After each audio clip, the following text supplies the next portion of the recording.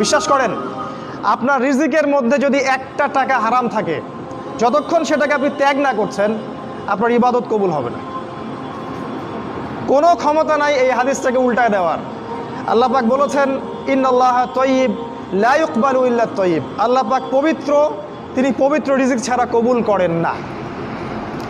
তিনজন ব্যক্তির দোয়া কবুল হয়, নবীজি বলেছেন। দোয়া ফেরত দেয়াই হয় না, দোয়া করলেই কবুল। একজন হচ্ছে বাবা যখন সন্তানের জন্য দোয়া করে।